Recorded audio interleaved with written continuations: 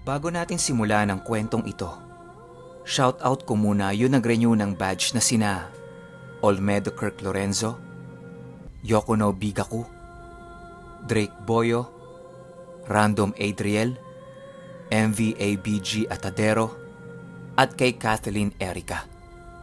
Maraming salamat po sa inyong patuloy na pagsuporta. Simulan na natin to. Nakaabang itong nanay ni Ronron sa magiging reaksyon ni Mang Ruben. Wala naman.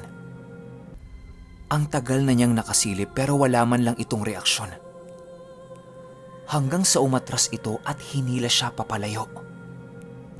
Ang sabi ng nanay ni Ronron, "Oh, bakit? Ano ba? Ano bang nakita mo?" Nanginginig pa si Mang Ruben na sumagot sa kanya ng, umalis na tayo dito. Huwag mo nang alamin. Halika na." Nakita niya yung mukha ni Mang Ruben na takot na takot tapos nanginginig. Nadala itong nanay ni Ronron kaya naglakad na lang sila pauwi. Nakahawak pa rin sa braso niya si Mang Ruben habang mabilis silang naglalakad papalayo doon sa bahay ng manliligaw niya. Maya-maya pa, hinihingal na ng hinihingal si Mang Ruben. Ang sabi pa nito sa kanya, umupo muna sila. Grabing nervyos yung nararamdaman niya. Ang tanong nitong nanay ni Ronron sa kanya, ano ba kasi yung nakita niya? Bakit ayaw pang sabihin? Si Mang Ruben hindi nagsasalita. Nilapit nito yung bibig niya sa tenga ng nanay ni Ronron. At nagwika lang ito ng pagkamatay ni tatay. Nanlaki yung mata ng nanay ni Ronron. Alam na niya kasi kung anong ibig sabihin nun. Agad-agad pinilit niyang tumayo si Mang Ruben para makauwi na sila sa bahay. Pero hapong-hapo talaga ito. Bukod kasi sa mataba si Mang Ruben, hindi pa ito gaanong kumikilos, kaya mahina ang kanyang resistensya. Sabayan pa na, kabado siya at takot na takot sa kung anumang nakita niya. Ilang minuto ang lumipas. Nakatayo na ito at tumuloy na sila sa paglalakad. Tulala pa rin si Mang Ruben. Hindi pa rin ito makausap ng maayos. Samantalang itong nanay ni Ronron, dire-diretso lang sa pagsasalita. Kesyo, dapat kumatok na sila sa bahay. Kasi pagbubuksan naman sila ni... Sorry, hindi pwedeng banggitin yung pangalan. Pagkabigkas na pagkabigkas niya ng pangalan ng manliligaw niya.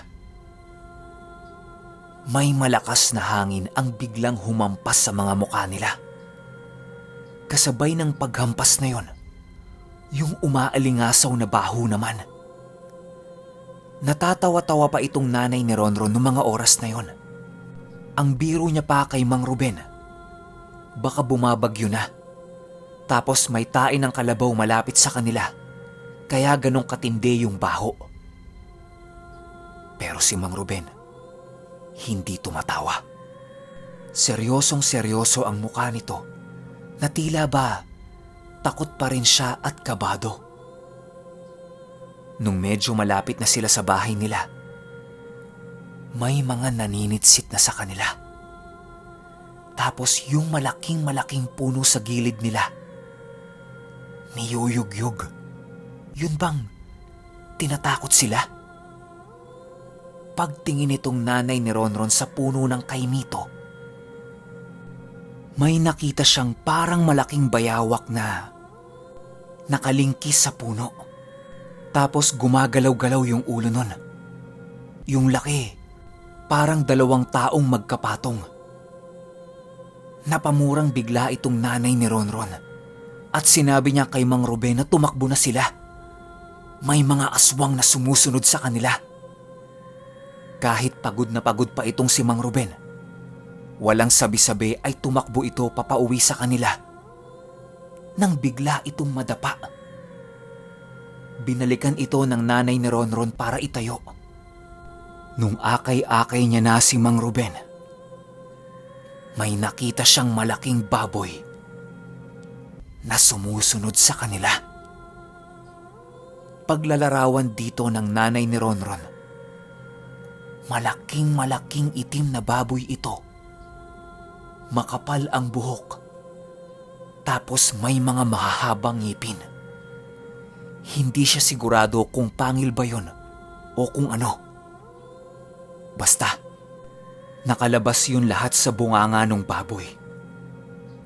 Nung napansin ng baboy na to na nakita siya ng nanay ni Ronron, bigla itong nagtatatakbo papalusob sa kanila. Maniwala kayo o hindi, nabuhat nitong nanay ni Ronron si Mang Ruben, tapos kinaladkad niya ito. Habang hila-hila ng nanay ni Ronron si Mang Ruben, panay ang sipat niya sa baboy. Kasi ang bilis nun. Sandaling-sandali lang, aabutan na sila nang bigla itong tumigil. Tapos bumangga yung nanay ni Ronron sa kung ano. Natumba siya. Akala niya sa puno siya bumangga. Hindi kasi siya gaanong tumitingin sa dinadaanan niya, gawa ng nakatuon yung atensyon niya sa baboy na humahabol sa kanila. Pagtingala niya ng ulo niya, nakita niya yung lola niya na nakatayo sa harapan niya at naririnig niya itong nagsasalita habang nakatitig doon sa baboy. Para bang tinatakot niya yung baboy. Bigla na lang nag-iiyak yung baboy tapos tumakbo ito papalayo.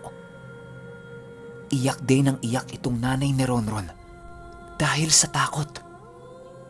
Tapos tinuturo niya sa lola niya yung nakita niya sa puno ng kaimito.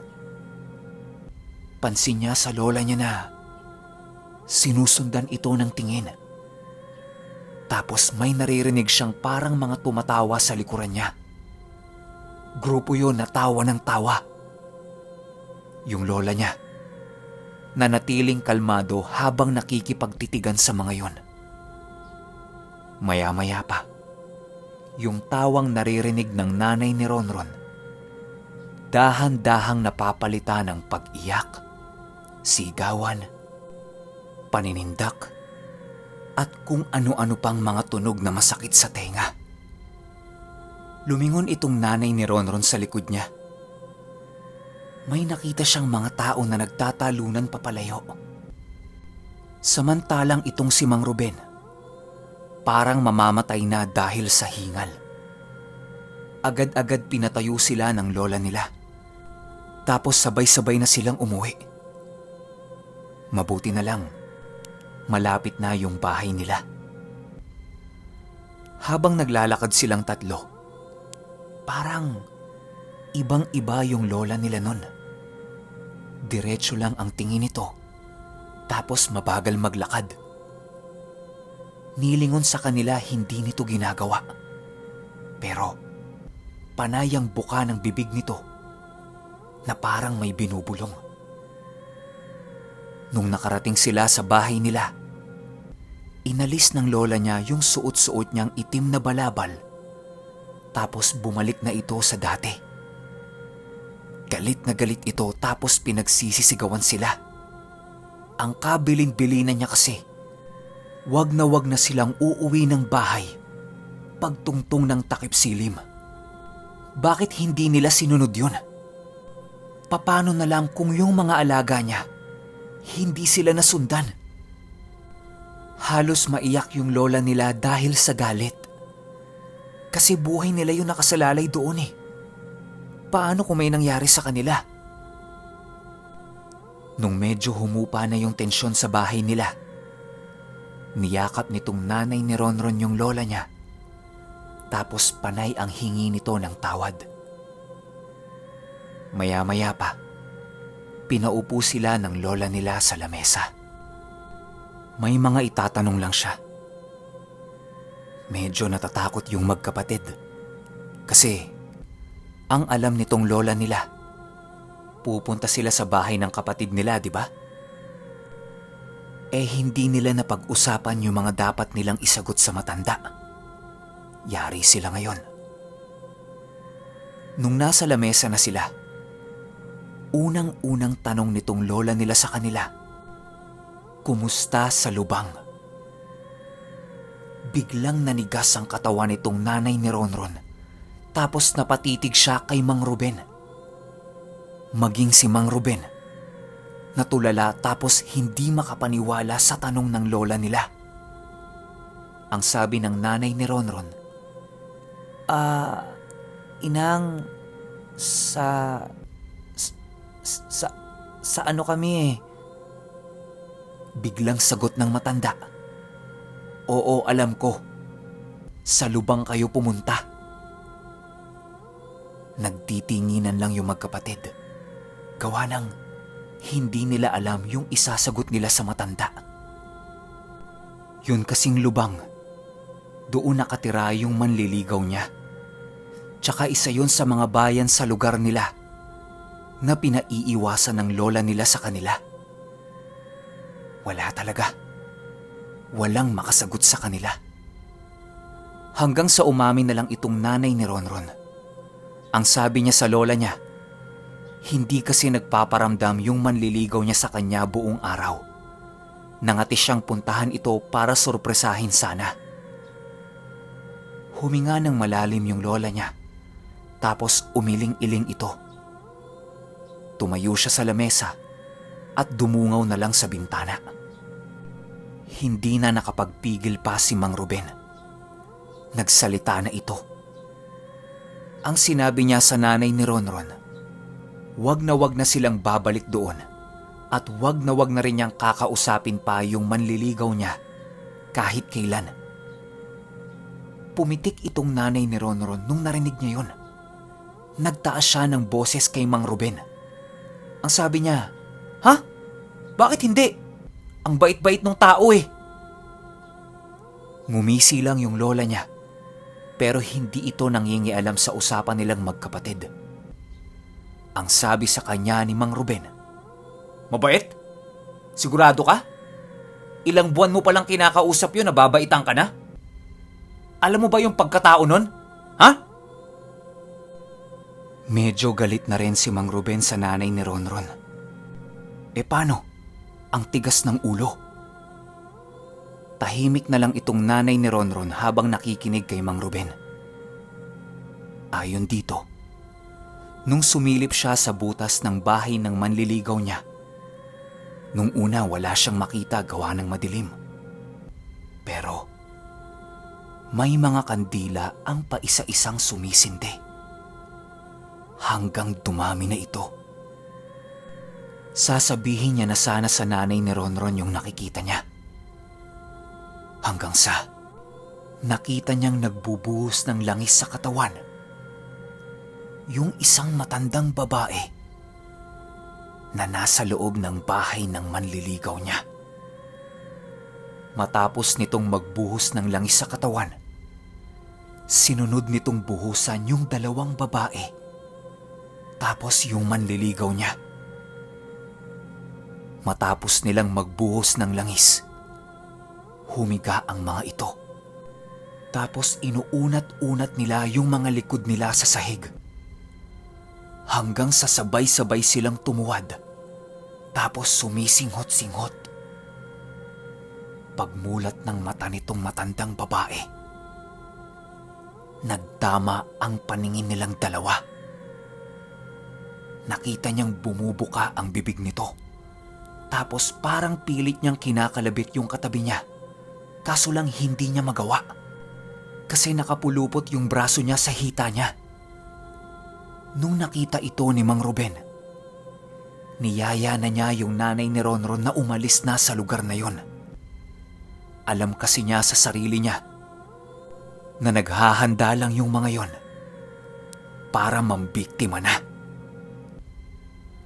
Nung narinig itong lahat ng nanay ni Ronron, halos hindi maipinta ang mukha nito dala ng gulat. Hindi siya naniniwala kay Mang Ruben. Nakikipagtalo pa ito tapos kung ano-ano ang sinasabi. Ang balik na sagot sa kanya ni Mang Ruben. Hindi pa ba sapat yung hinabol sila ng malaking baboy? Tapos kung ano-ano yung mga nakita niya sa paligid nila? Pero wala. Makulit talaga yung nanay ni Ronron. Maya-maya pa, bumalik na sa lamesa yung lola nila. Ang sabi nito sa kanya, huwag sasama ang loob sa kanya. Gawa ng, nung unang araw pa lang na pumunta yon sa bahay nila, meron na siyang tinanim dito na barangan. Gawa nga ng, alam at kilala ang pamilya nito na mga mambabarang sa Bohol. Marami ang takot sa kanila at marami din ang mga ilag. Maniwala kayo o hindi, ultimo kapwa nilang mangkukulam at barang takot sa kanila. Dahil bukod sa katangian nitong mambabarang, meron din silang lahing aswang. Ang sagot dito ng nanay ni Ronron, bakit niya tinaniman? Baka bigla yung mamatay. Sagot ng lola niya sa kanya, hindi naman ito mamamatay hanggat walang ginagawang masama sa kanya. Kaso lang, unti-unti itong lalabas sa katawan niya kapag meron siyang pinaplanong masama. Malalaman nila kung totoo ba yung nakita ni Mang Ruben sa bahay nung manliligaw niya kapag ilang araw, linggo o buwan nang hindi magpaparamdam yung manliligaw niya. Medyo nataranta itong nanay ni Ronron sa narinig niya. Ang tanong niya sa lola niya, bakit inang? Anong mangyayari sa kanya? Inangat lang ng lola niya yung balikat niya. Sabay sagot ng, mamamatay. Biglang nag-iiyak itong nanay ni Ronron. Wala naman siyang magagawa eh. Pero may sinabi sa kanya yung lola niya na nagbigay sa kanya ng pag-asa. Ang sabi nito, okay, nakakabitin no? Nakaka-bad trip. Pero kasi yan pa lang rin yung nagagawa kong i-edit. Sabihin ko lang sa inyo para maintindihan nyo rin yung side ko. Kasi merong dumating sa akin na bagong pang-record na mic. Sinusubukan ko siyang gamitin, kaso paulit-ulit na nasisira yung audio ko. Kaya ang ending, kahapon, yun nga, wala akong upload, diba? Wala rin nangyari, nasayang lang yung isang buong araw ko. Kaya ito ako ngayon, nagre-record pa rin sa cellphone ko. Ginagawa ko to para mas mapaganda pa yung audio na mapapakinggan ninyo. Kaso wala kailangan ko pa siyang pag-aralan. Kung pag-aaralan ko pa siya ngayon, baka masayang na naman yung araw ko. Kaya naisipan ko na inarate ko na lang kung hanggang saan yun na-edit ko sa kwento. Pero huwag kayong mag-alala, susunod din naman kaagad yung Ronron 10. Yun lang, hanggang sa susunod na kwento. Salamat.